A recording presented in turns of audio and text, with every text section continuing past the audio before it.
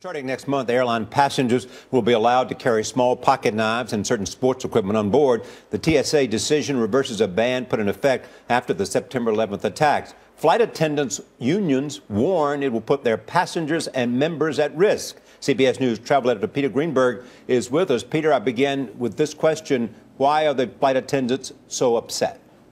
Well, you know, since 9/11, the cockpit door has been secured, Charlie, but the real question for the flight attendants is this. It's not about terrorism, it's about safety in the air. They're really worried about inebriated passengers, drunk passengers with golf clubs swinging around a 9-iron at 35,000 feet. Not a pleasant thought for them, and they think they've got their hands full already with passengers who misbehave. This is what they didn't want to have happen. So if the flight attendants are concerned, why would they put the policy in place? Shouldn't the flight attendants have some say? Well, you know, very few people were briefed on this. Even the airlines said they were only briefed right before the TSA announced it, but the airlines actually issued a statement saying they support the TSA decision. It may be a well-intentioned decision, but the problem is it's going to start a lot of confusion out there. When you look at the rules, starting next month, you can bring a knife on the plane as long as it's less than 2.3 inches in length. So does that mean you have to bring your own micrometer with you to the airport? I mean, that's one concern. The second is it's not just golf clubs. The interesting thing is they're letting you bring 2 golf clubs on the plane.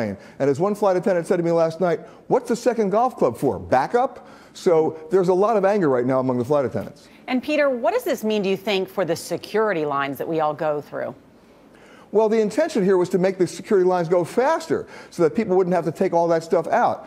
Initially, I think it's going to cause even more confusion. I think it's going to stop the lines rather than start them. Down the road, perhaps, we'll figure this out. But if you take a look at the new regulations, they actually specify in great detail the knives that you can bring, the knives that you can't. Box cutters are not allowed. Razor blades are not allowed. But not everybody's going to get the memo. So let's see what happens. Listen, the other day I had to return some contact lens solution because that did not meet the requirements. But now you can bring a hockey stick. But now I can bring a hockey stick. So what are the airlines saying about the policy? Well, they're supporting it because they have no choice in the matter. They go along with what the TSA says. Remember, the airlines are not at the security gates. The airlines are at the gates. And if they think that this is going to speed up the process, they're all in favor of getting an on-time departure. Once again, what's inside that cabin at 35,000 feet is what's worrying the flight attendants, and they've got enough on their hands to worry about somebody out there with a lacrosse stick on a flight to the Bahamas. Right. Peter Greenberg, thank you.